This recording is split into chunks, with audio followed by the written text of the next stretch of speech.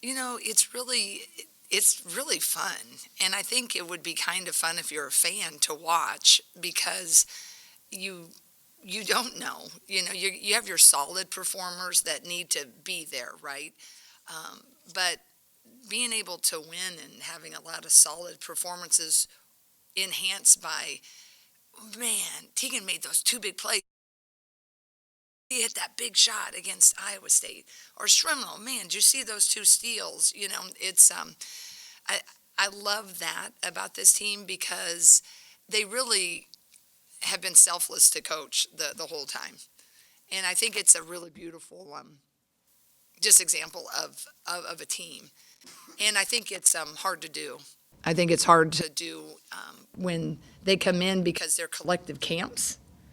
Everybody, they've all been a superstar. So they're really good here, but I know when they go back to their orbits, it's like, they're used to, being the one always.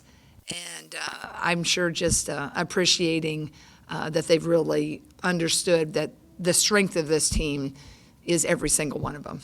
And I mean every one of them. Practice. The kids who don't always get in are golden. And hopefully that everybody in their orbits and can keep fanning what they're doing because that gives us the best opportunity to win. And the team certainly is. They're all about it. Taylor McCabe has played particularly well the last game, I think on both ends of the floor. What have you seen from her over the last couple of games? I just really have seen consistency from her since the summer. And she's a great example of I'm ready when you want me to be in, and I believe in, if it's Kylie and Kylie's doing a heck of a job, go Kylie. If it's me that needs to be in and hit some dagger threes, I got you. And so I think her consistency and, we really challenged her. Like, I really tried to get her motivated because everybody just wants to peg her as a shooter. And I just kind of would aggravate me. I said, you got to, you can pass. If you get in the gym and get a little bit stronger, you can hold your own on defense. Don't buy into what everybody is saying about that you're just this one-dimensional, one of the best shooters. She is that. But I think we saw in that Penn State game, she's definitely a little more.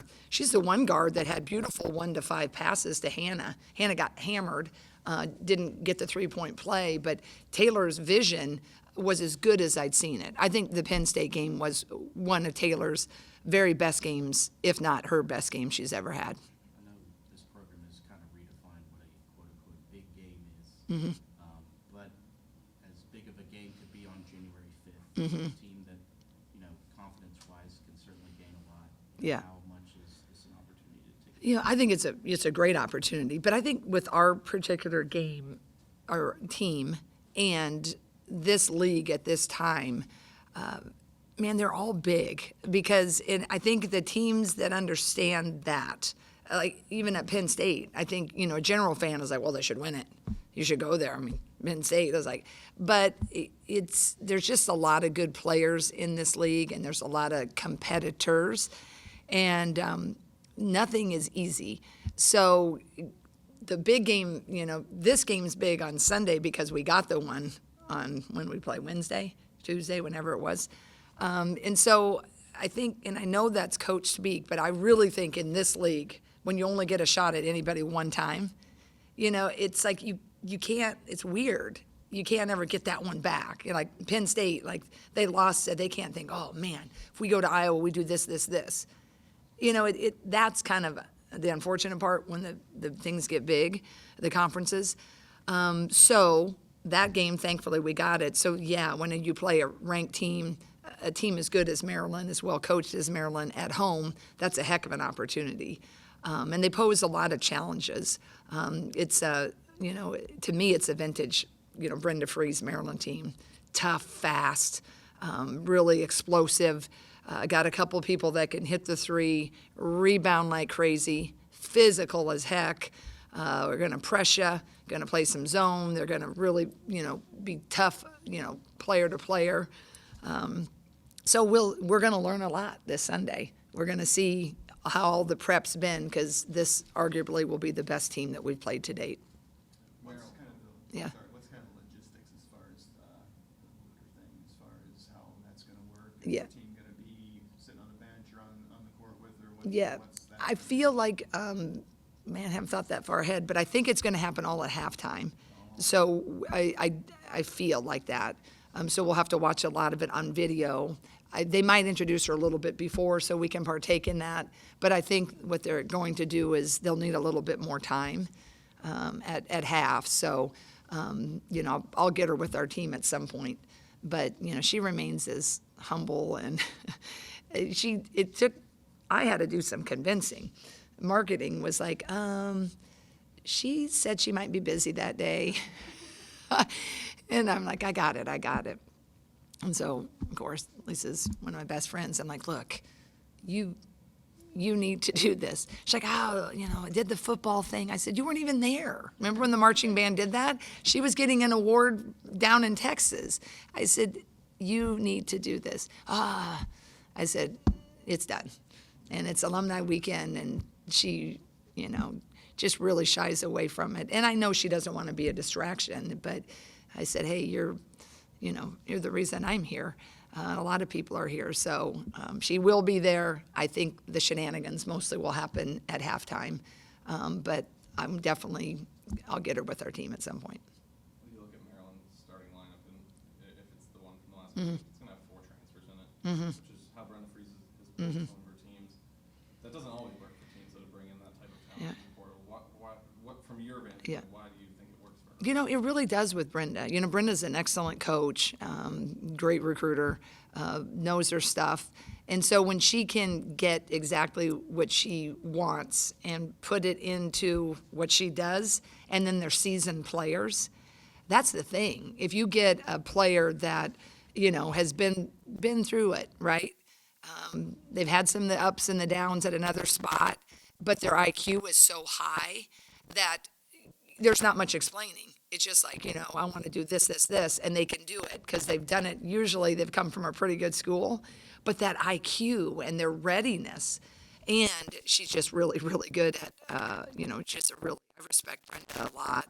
Obviously being a native Iowan, there's a different level of respect, obviously coaching, friendship, if you will. But I think some people can't do that. It takes too much time. But Brenda has shown over the time that when she gets those transfers, and, all of us in the big, when you saw the portal action, keep going, you're like, oh, geez, here we go. Because she just does that well. Other people can get the transfers, and it might take a little bit, but you could see from the very minute this team started gelling, it's why their record is what it is. Forgive me for jumping ahead. Next month, though, 22's going on the Rockers. However, there's been some great players to wear number 22. Maybe who comes to mind? Yeah. And what has their impact been on this program leading to? All the 22s? No. Or who? Well, I really can know all the 22s. Mary Burdo was a shooter from Washington, Iowa, and we'd recruited her at Drake, and she, we missed out on her there, and then we got to coach her a year here, and she was kind of not even thinking about maybe playing. You just kind of thought, maybe I'm done that last year, so we got her to come back, and she honestly had Caitlin range before Caitlin. She could shoot that far out, but the women's game, no one was seeing it as much. She didn't quite have the flair that Caitlin did when she would hit some of those. But I do remember Berto, we upset number 4 Purdue at home here. And I remember she hit a dagger from right inside the logo, and I remember her running down the court, right? So maybe there was a little something in Carver, little vibes attracting. Sam Logic. Sam was our breakthrough player, McDonald's All-American, went to the Sweet 16 with Sam, Kathleen Doyle, just a great guard. And then she was that class, right, that didn't, with COVID, we had a really good year going. I think that could have been a Sweet 16 team. Then that was the weird year. We're giving COVID years to everybody, high school kids, and then the kids who really got hit by it, it's like the NCAA rules never thought about them, not even, I kind of wanted them to expand the potential field, I don't care, to 84, all of them, and give them something that maybe could have recognized that year. But, Kathleen was that Big Ten guard. And then, you have Caitlin, boy, just blew that number out of the water. So we really had a lot of nice 22s. And, I was just seeing a highlight of Caitlin the other day. And, she's just a special kid that continued to do special things every night here and obviously continuing to be special. Over the last couple of games, Taylor McCabe has gotten some more minutes and Kylie Freebox minutes have come down. Have you guys done any consideration of potentially doing a lineup change, or are you still sticking with Yeah, every game you kind of weigh that. So we're continuing to weigh the positives, the negatives. Sometimes some people play better coming off the bench. Some people play better starting. So that's always a constant, in fluid, decision. But I think they're both so selfless that whatever decision we decide, they'll be good with it. Sorry to go rolling off topic No. a little bit, but working on something. I'm good at that. That's mostly my life. I'm rogue. That you'd be a good person to talk to. Girls basketball participation in Iowa. I think when everybody went 5-on-5, it was like 22,000. Now it's, I think last year was 6,100. Yeah. Iowa. What's going on? What can be done to kind of turn this thing around? I think it kind of starts with really the coaching, right? I think all of us at about every level, except maybe professionally, whatever you're coaching, age appropriately, it's a game. And you want to keep it fun. And kids will sign up when they perceive something as fun, right? And I feel like there's not a lot of people that want to ref anymore. There's certainly not a people that want to coach anymore. I mean, it's like all of it continues to, when you're in a public job, right? The venom that's thrown out at you, right? It's like, why are these coaches going to coach if they, get, no money, and it's a lot of work and a lot of times underappreciated. So I think that's the one thing. We don't have a lot of people that are signing up that really are embracing the fun of the game, but also, there's a lot of challenges that come with that. So I think we have to recruit some really great coaches. So many times, right? There's nobody in small schools. There's not a lot of people that want to sign up to do it. They don't have enough quality people that have experience to do it. I can't tell you how many calls I get. Hey, do you have any former players? We need a coach. We need a coach. And that's hard. So I think that's part of it. And then I think, it just kind of will ebb and flow of, what is perceived to be a fun thing to do, right? And basketball's hard. You run a lot. It's physical. There's more opportunities, different club things for people to do than there were 15, 20 years ago.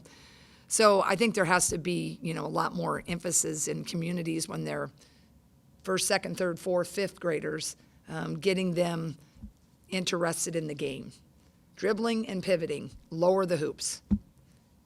Dribbling, pivoting, lower the hoops, make it fun, shots, fun, all kind of contests. You fall in love with it when the game's fun. You can't just start in high school and all of a sudden, let's sign up and let's go to the well, right? So I think young, but I don't know how to solve the problem. It's just, I think, to me, multifaceted. All right, thanks, everybody.